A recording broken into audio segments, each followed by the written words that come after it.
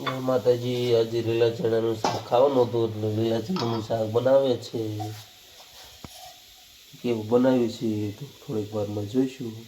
જય માતાજી. આજે લીલા ચણાનું શાક બનાવી છે. જો આનું ગ્રેવી બધાનું કરવાનું છે. ટમેટા, ડુંગળી, મરચાં, લસણ, પનીરનું શેકવાનું કામ ચાલુ છે. જો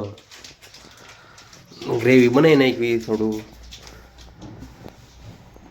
શાક વઘારવાની તૈયારી ફૂલ તૈયાર થઈ ગઈ જોરથી.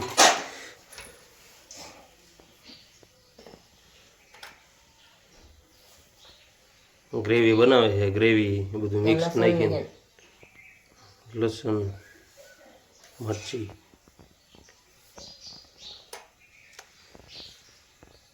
હજી તેલ નથી આવ્યું.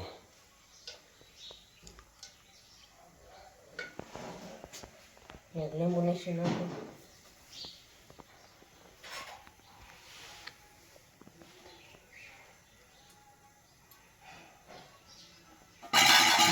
આટલા છીણા છે કિલો. 1 કિલો છે આ છીણા. કોઈ લાગે છે 1 કિલો છીણા છે. 500 ખાઈ ગયા.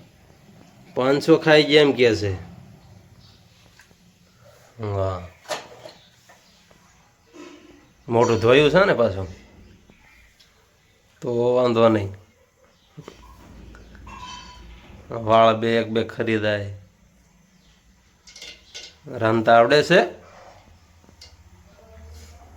રાય નાખે છે. હવે ત્યાં લાવ્યું એવું લાગે છે.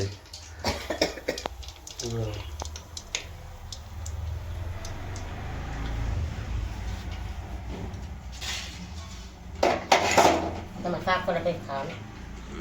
હા, શાક શાખીને શાક ખાવાનું. પછી માણસ લઈ જાય ખબર પડે કેવું બન્યું છે. પહેલી વાર ટ્રાય મારવી છે શેણાનું, લીલા શેણાનું શાક. એટલે કેવું બન્યું છે શાખી અને કામે લઈ જવાનું છે. તો ખબર પડે ઓર્ડર રાખવાની. લીલા ચણાનું શાક, બીજું બધું તો સારું આવડે છે, પણ ચણાનું શાક પહેલી વાર કરવી છે.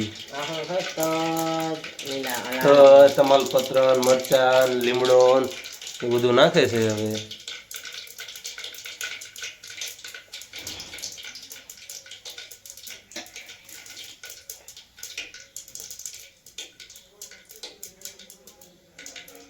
વઘાણી ઓછી નાખી. વઘાણી નકરી નાખ કરે છે. વઘાણી આખું પડીકું ઠેલવી દે એમ કે. વઘાણી તો હારી.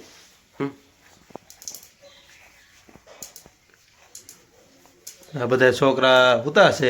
ફોન પકડવાવાળા કોઈ છે નહીં, એટલે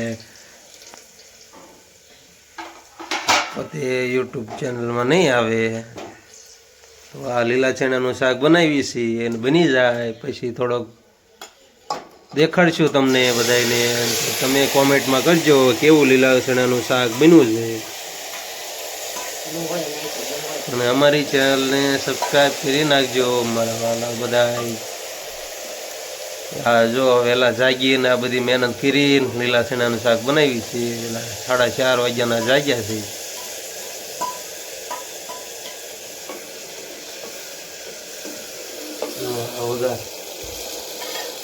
ગ્રેવી બને ચીણાનો પછી ચીણા નાખવાના. આ ચીણા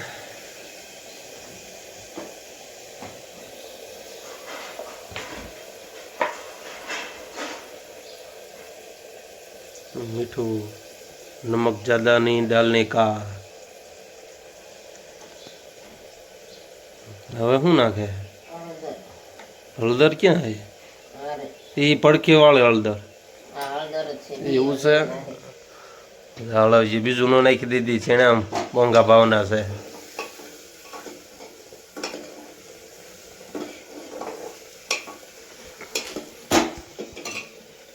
ના નાખવાનું છે. ક્યાં ગયો કિચન કિંગ? હા જોઈ.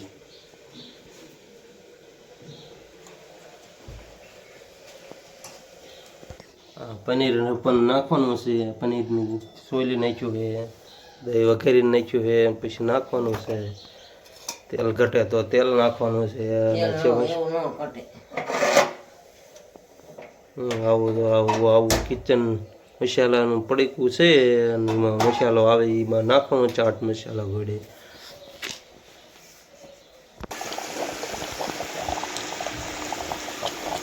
કુકરમાં કર્યું છે, કુકરમાં એ પેલીમાં નથી કર્યું. જો અત્યારે થોડુંક આંધણ બળવા દેવી છે એટલે ગ્રેવી સારું દેખાય.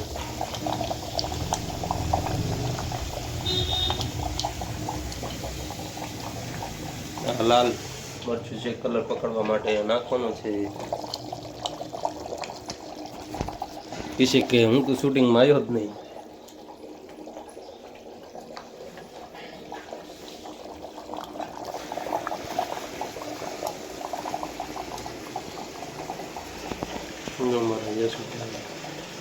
શાક બધું ખાય છે.